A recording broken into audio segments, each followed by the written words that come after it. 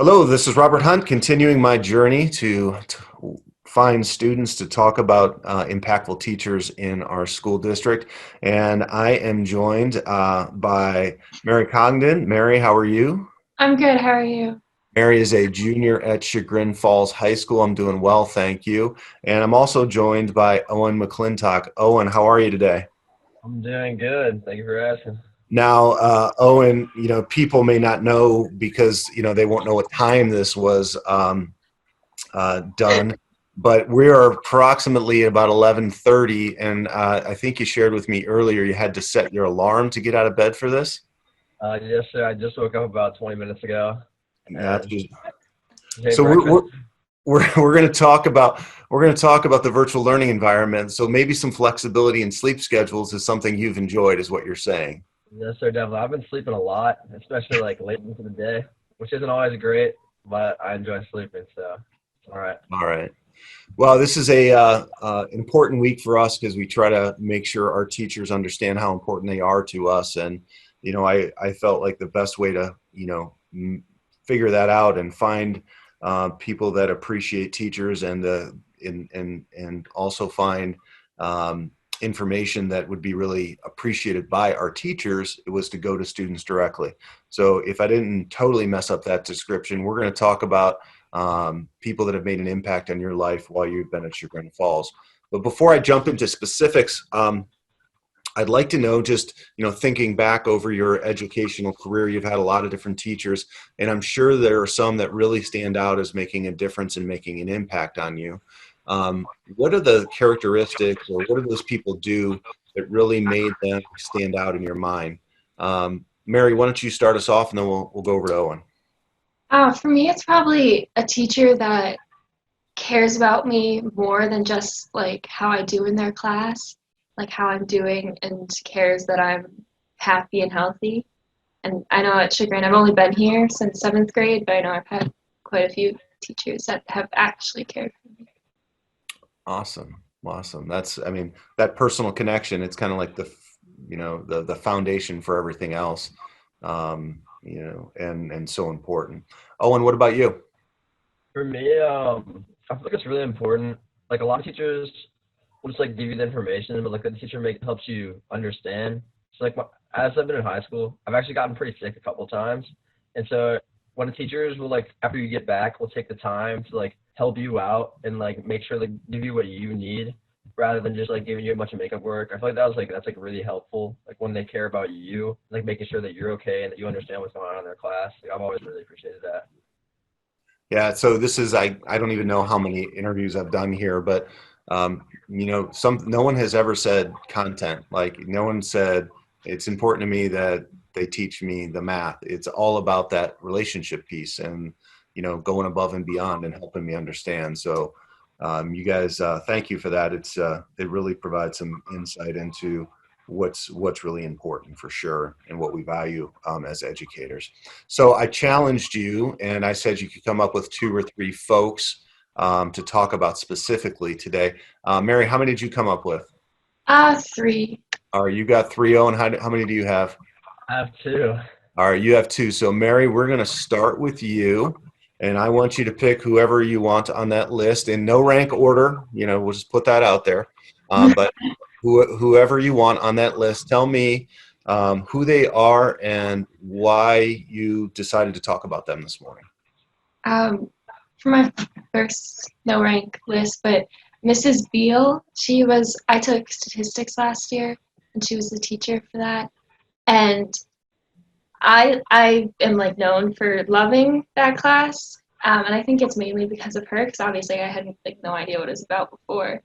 But she like sometimes if I didn't have somewhere to be during lunch, like if my friends weren't there, I would go to her classroom, and it actually happened quite a bit. I would go there and then study for stats or do my homework and talk with her, and she like genuinely cared about me, and I'm still like in contact, well obviously in contact with her now, even though I don't have her as a teacher. Like I was emailing with her yesterday about being in online schooling and stuff, and how like what stats classes I'm going to be taking, and she always seems to like actually care, like, and not just about me but like about my friends too, even if she hasn't had them in class. And so she by far one of my favorite teachers. Awesome. So, when I go by her classroom, I can always see that kind of student interaction is such an important part of that classroom. It's not always just one way giving kind of information. You can see she's really connecting with kids, which is, so important. So that's a great way to start us off. We're going to jump over to Owen. Who's your first teacher of choice, Owen?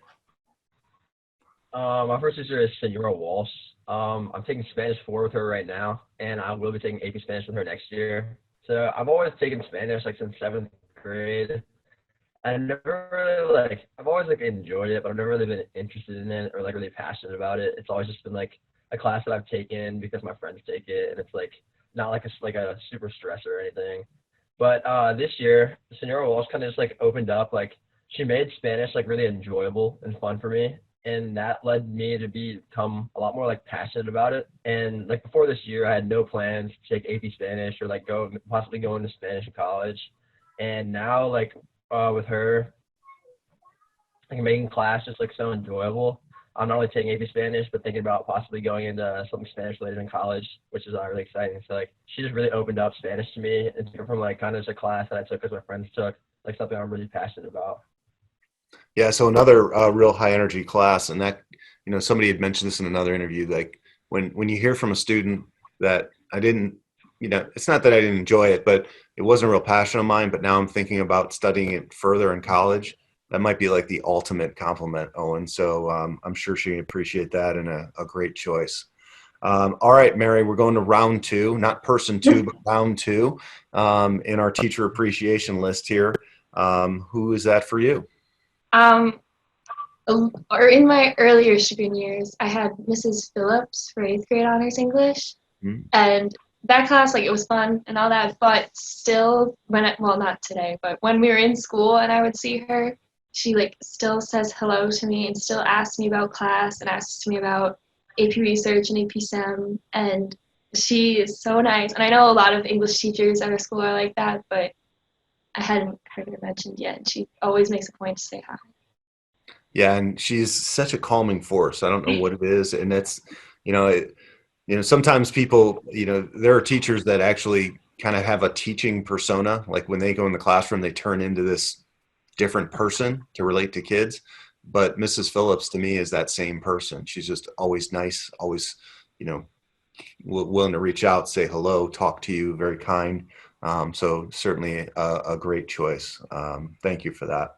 Owen, we're going back to you, round 2. All right. My next person is Mr. Moss. I'm currently taking AB Calc with him, and I'm probably going to take BC Calc with him next year.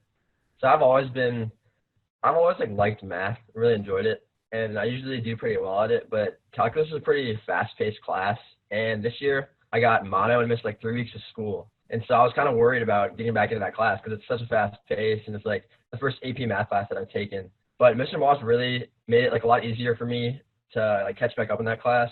Not only did he didn't just berate me with homework or anything and make up work, but he really helped me understand what was going on in his class. And his door was always open to come in and get help in the morning before school or during a lunch period. And that was just really meant a lot to me because not only did it help me catch back up in math, but also showed that he cared that about how I was doing rather than just giving me all my work. He really helped me to understand what was going on, which is really meaningful, especially in such a high-paced class. That's great feedback, and that's the one thing I hear a lot when people talk about Mr. Moss is the level of understanding. He's constantly pushing you to really understand the content, not just put numbers through a formula, but to try to put it in context is something I've heard a lot about him. So Mary, we're going to jump back over for your third teacher.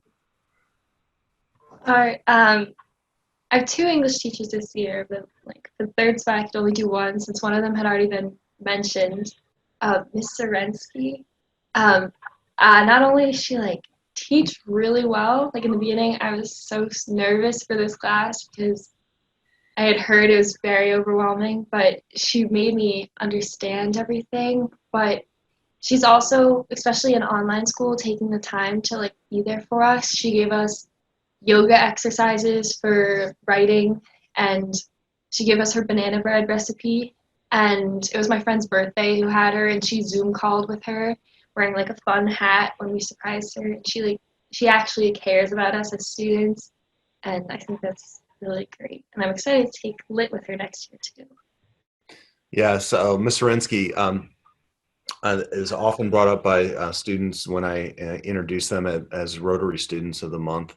And it's always a mixture between she has really high expectations, really rigorous high expectations, but really works hard to get us there, like puts in the time, cares about us, and, kind of instills a sense that, she believes in me to get to where I need to be. So great choice. Well, we've got Mrs. Zorinsky, Ms. Phillips, Mrs. Beal, Mrs. Walsh, and Mr. Moss on the list today. And those are all really, really amazing educators and people that do a lot for kids. I really thank you guys for spending some time talking about them and sharing that with me. Before I do let you go, you do have the superintendent of schools undivided attention right now.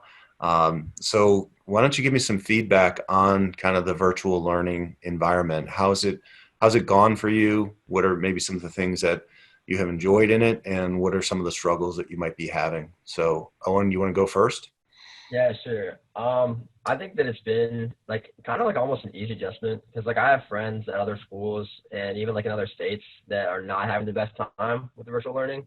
They're kind of like struggling because like a lot of their teachers are like they're really just like giving them assignments at the beginning of the week and then like that's it. And like for us, we like have I have like 2 or 3 Zoom calls a week like at least. And so like getting that like face to face interaction like with our teachers not only like really helps to like understand stuff if you have questions and it's like it's in every class, but it also just like shows that like they obviously like care about us and like that it's not easy for them either. And so that's just been like really nice. And so like honestly, it hasn't been that hard for me. It's just kind of stinks not to be able to see anybody, like missing that social interaction. Mm, great feedback. What about you, Mary? Yeah, sometimes the workload, it's very different from in school.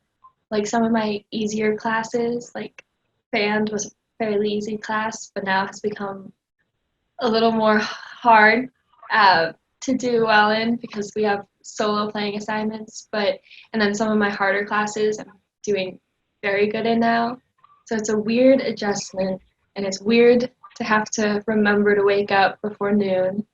But So if I were to ask you this question, is there anything, if and when we get back to normal, is there anything we should think about or bring over into the traditional day? So that came out of this that we may want to think about incorporating. Is there anything that stands out with you? I feel like having these Zoom calls, I think is really interesting. I really have enjoyed it. And so I feel like maybe like I don't know how like realistic this would be, but like say if you're like out of school for like an extended period of time, like say you get sick or like you're injured or like you're in the hospital, I feel like possibly like doing like a Zoom call like with a teacher, that would be like really, really helpful because like obviously like being able to have a conversation with your teacher if you're like having all this missing work and all this makeup work is gonna be a lot easier than them just giving it to you. Like if they can help you like if they can explain it, help you understand it, that'll like be really helpful. Good feedback. Mary, anything on that? yeah, that would be really helpful. I got pneumonia this year. I was out like the same time Owen was, and it was hard to make up all that work and miss classes and catch up. Um, but I know like some stuff that we do in online school that I find really helpful probably wouldn't be like applicable to normal school, like having like weekly schedules of what to do. But some stuff like when we go back to normal school, I'm a little nervous about how much content I've retained fully from this time. And like I'm going into AP Calc next year. I'm a little nervous that I didn't totally grasp everything in pre-calc from now. Might be. Yeah, and that's one of the things we're talking about administratively is, when we get back, the importance of taking some time to truly understand where students are. And if we have to do some reteaching or catch up, that'll have to be part of what we do. So great feedback. Well, Mary and Owen, this was enjoyable. I appreciate your feedback and your thoughts. And I know the staff members that you mentioned today will certainly be very appreciative of the comments that you have made. I will say on behalf of your teachers and the school, we miss you too. This is not something that's ideal for anyone.